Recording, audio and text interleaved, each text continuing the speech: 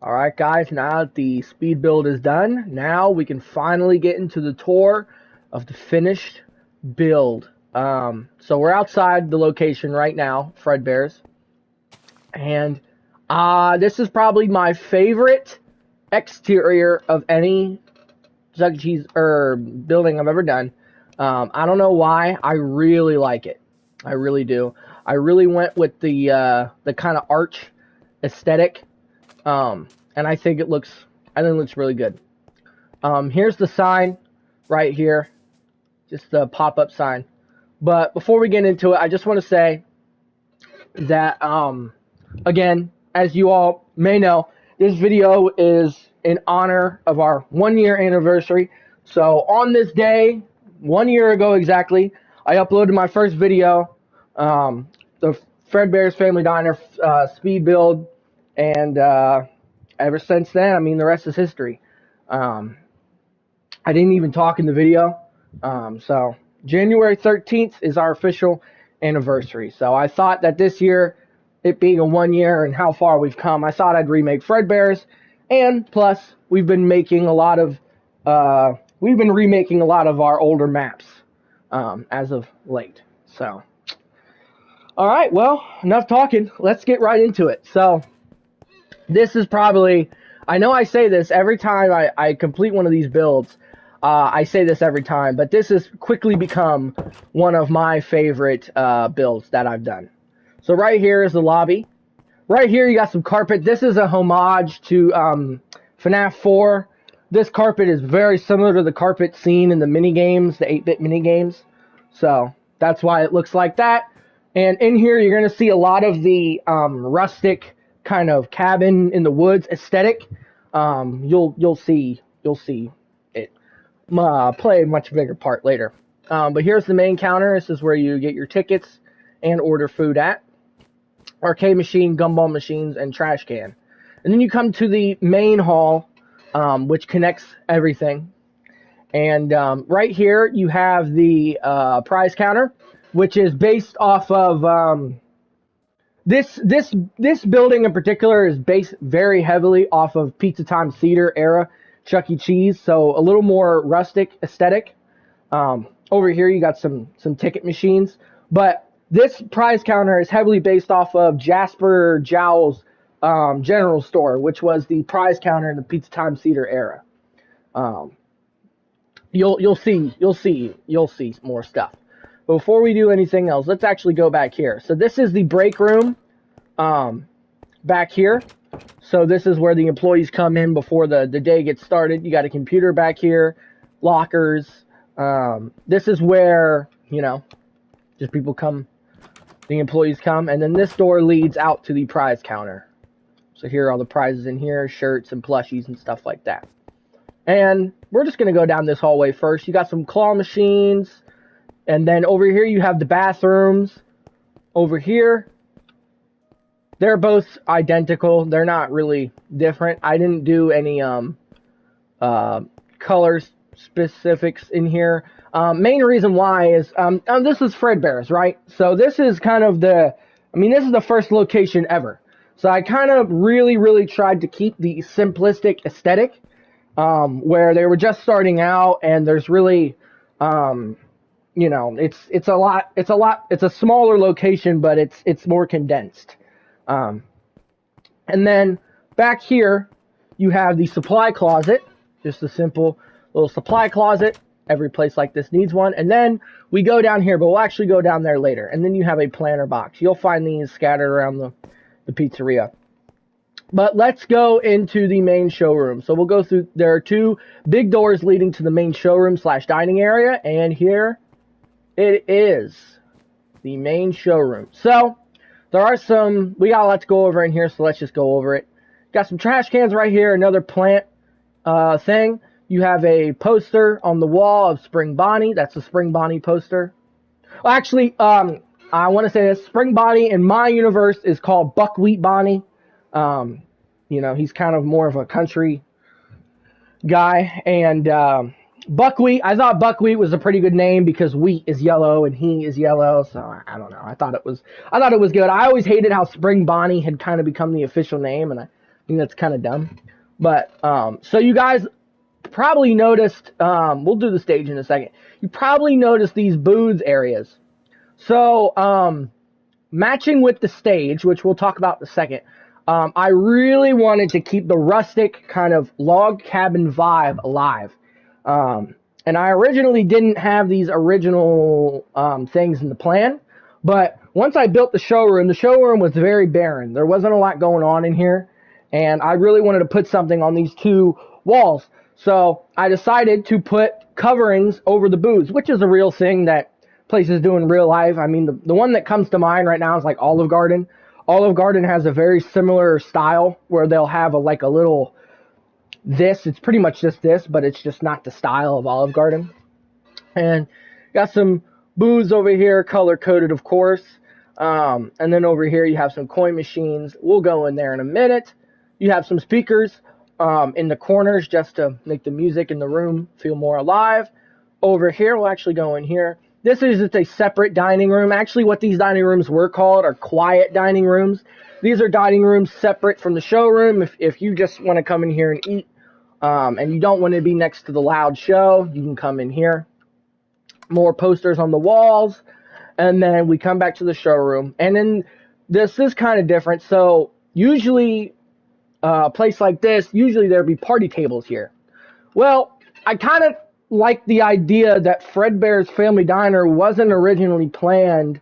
Now, there are birthday parties held here, but it's not the same as places like the FNAF 1 pizzeria and FNAF 2. It's pretty much the same. It's just a little different. But you could kind of just really reel it in that this is more of a diner. It's more of a restaurant focused than a play area, kind of thing. There is an arcade area, there is a game room, but that's completely separate. So this kind of area, you're not really going to see a lot of foot traffic. Most of the time, everyone is sitting down, eating, and watching the show.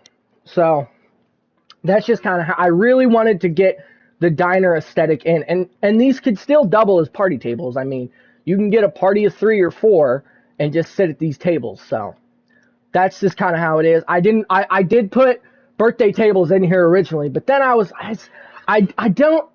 with these builds, I try to do something different every time. And this one was definitely one of the more different ones that I've done with the rustic aesthetic and stuff like that.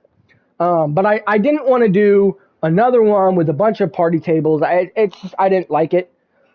So I did this, and I think this looks pretty dang good. I really do. I think it does. And then you have the same thing over here as you do over here.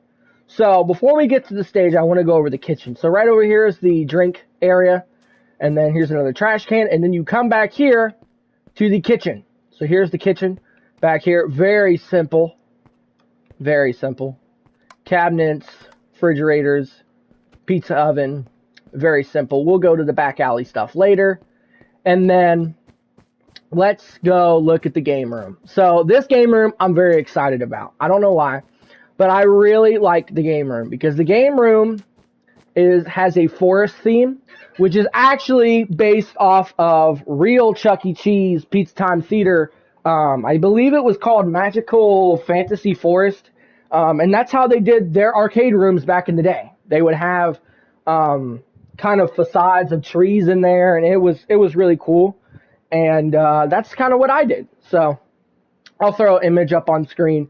And yeah, so that's what this room is based on. This is definitely my favorite game room I've ever done. Even though it's probably the smallest, I really like it. So over here you have a carousel, but it's actually not Freddy Fazbear branded. It's just like some horses because this was the beginning of the company. They didn't have Freddy. Well, they had Freddy and Bonnie, but they were different versions. We don't have the ones that we know yet. Over here you have a whack-a-mole. You have the I can't believe I can't remember the name.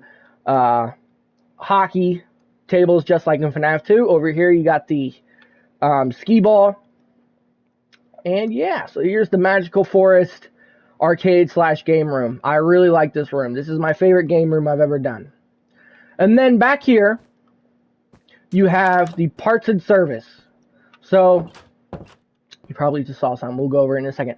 Parts and service back here. This is where Evan or Dave or whatever you want to name the crying child gets locked back here in FNAF 4.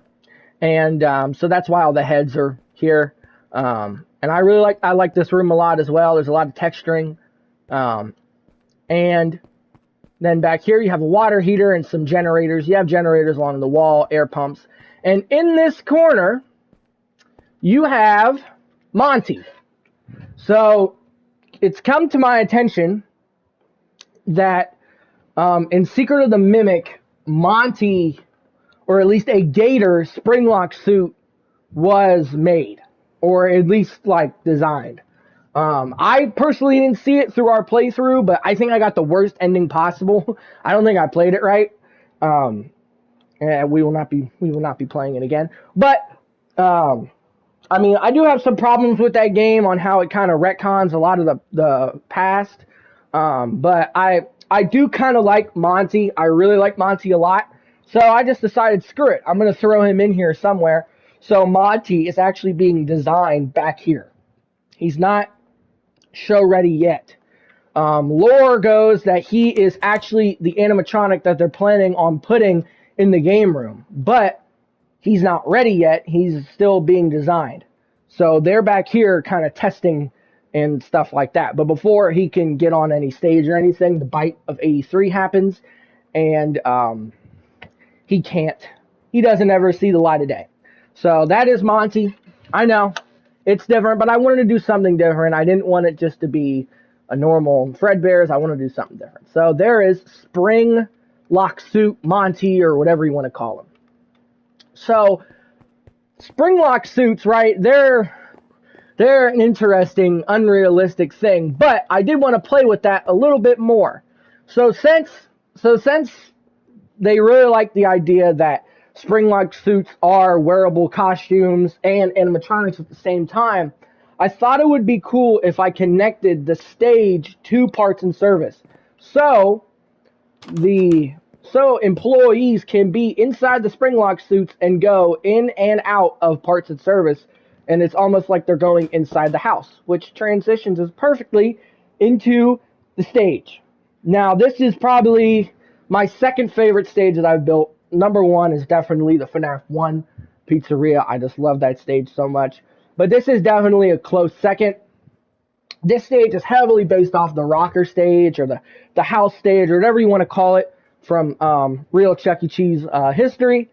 And the rocker stage was kind of just a stage that had the facade of a house, and Chucky, Jasper, and Helen were in the center, and Munch and Pasquale were in the window. So I based it's pretty much a carbon copy.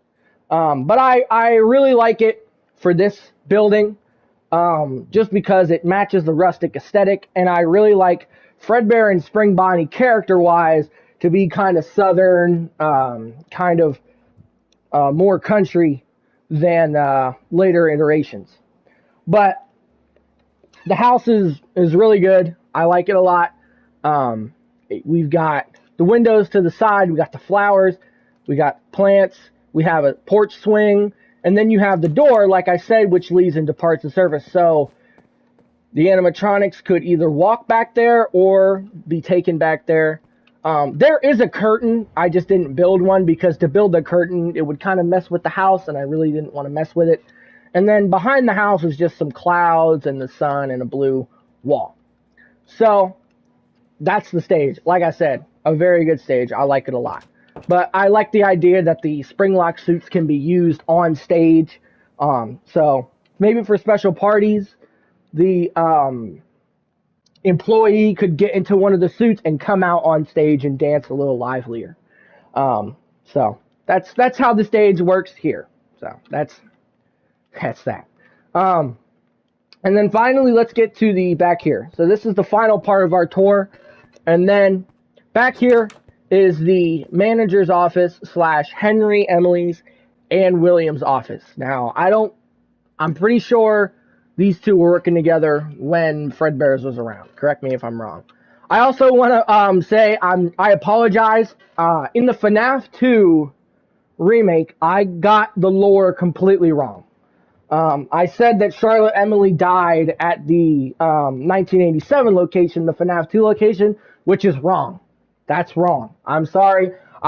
It's been so long since I've kind of got into the lore, and I kind of built it right after watching FNAF 2, which she does die in the FNAF 2 location. So I think that's where that came from. I want to apologize. That is wrong. That is not the lore. That's not my lore. That's not my headcanon.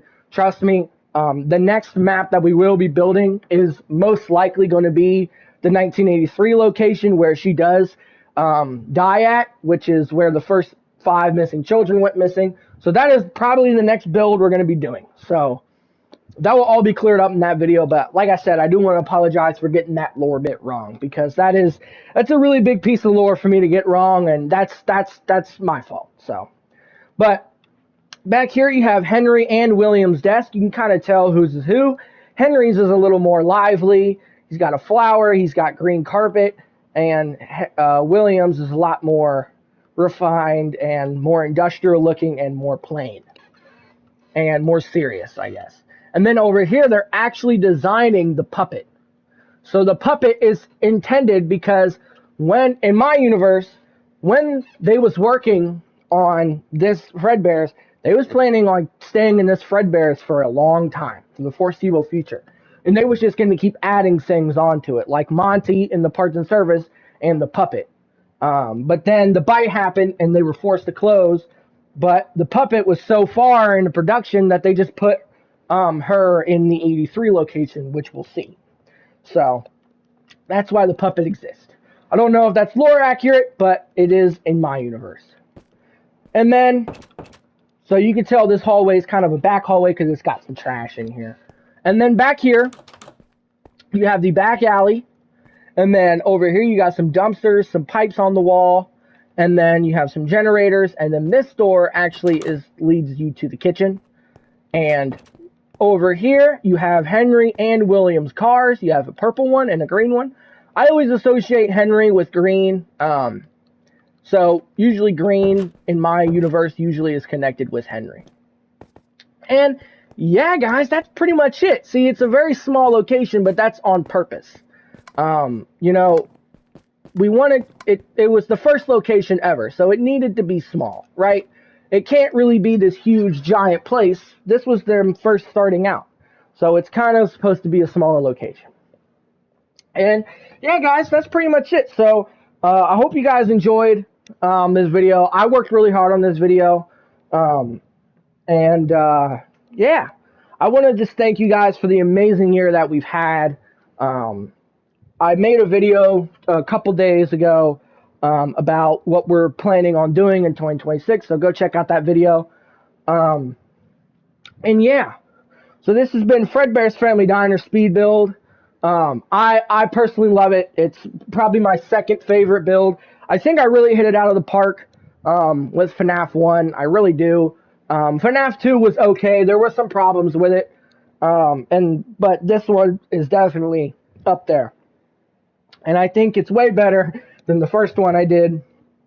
And I hope you guys agree. So yeah, that's pretty much it for this video. I've been working on this video for a week or two. I honestly could have had it done the first week of January, but I did want to stick to the January 13th just for it being our anniversary. And I got big things coming. Like I said, go watch the previous update video to find out what we will be doing in 2026. So like I said, I love you guys. Thank you for the amazing year. And let's have another great year in 2026. This is Pizza Time Rockers out. Love you guys.